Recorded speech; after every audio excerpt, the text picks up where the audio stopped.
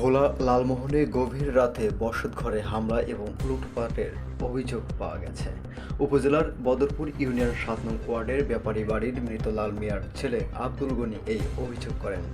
গনি মিয়া বলেন, রাতে ১২টার পরে ঘুমিয়ে পড়লে হঠাৎ করে ১২ জনের একটি দল জানালা ভেঙে ঘরের ভিতরে প্রবেশ করে। তারা এরপরেই শুরু হয় তাদের তাণ্ডব। ভাঙতে শুরু করে আমার শোকেস, জানালা ও বিভিন্ন আসবাবপত্র। তাদের সবার হাতে ধারালো দেশীয় অস্ত্র ছিল। তারা সমস্ত ঘরের মালামালগুলো লুটপাট করে নিয়ে যায়। বাকি কিছু মালামাল ঘরের মেঝেতে পড়ে থাকে। মালামালগুলো নিয়ে যাওয়ার সময় আমি স্পষ্টভাবে আমার বাড়ির পাশের লোকমানকে দেখতে পাই। বিষয়টি আমি স্থানীয় গণ্যমান্য সকলকে জানাই। গনি মিয়া আরও জানান, আমার ছেলের সাথে তাদের মেয়ের প্রেম সম্পর্কিত একটি ঘটনা ঘটে, যেটা আদালতের মাধ্যমে তারা বিয়ের বন্ধনে আবদ্ধ হয়। এই ঘটনায় মেয়ে পক্ষ লোকজন আমাকে ঢাকাতে আটক করে। আমাদের স্থানের গণ্যমান্য ব্যক্তিদের সহযোগিতা নিয়ে সালিশ মানামানি হয়। আমাদের এলাকায় কয়েকবারই মীমাংসার জন্য বসাবসি হলেও মেয়ের পরিবারের কেউ কোনো সমাধান কিছুতেই মানছে না। এই ঘটনার রেশ ধরেই আমার বাড়িতে কালকে হামলার ঘটনা ঘটতে পারে বলে আমি মনে করি। এই মেয়ে আর ছেলে গেছি গিয়া যাইয়া ঢাকা শহরে আদালতের মাধ্যমে কোর্টের মাধ্যমে মানে বিয়ে হয়েছে। বিয়ে শাদির পরে দিয়ে আমার দেশে ওইখানে আমার মেয়ের পক্ষের একজন আমার আটকাইছে।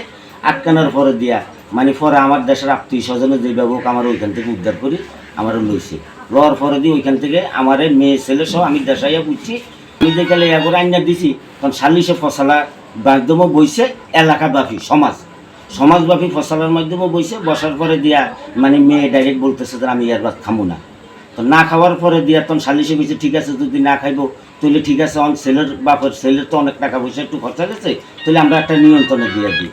এই ঘটনা কেন্দ্র করিয়ে কালকে রাত্রে প্রায় 12:30 থেকে 1টার ভিতরে হবে, কিন্তু আমার বাড়ি হামলা করতে ভাঙচুর করে আমার সব কিছু লুটপাট করে লইয়া গেছে।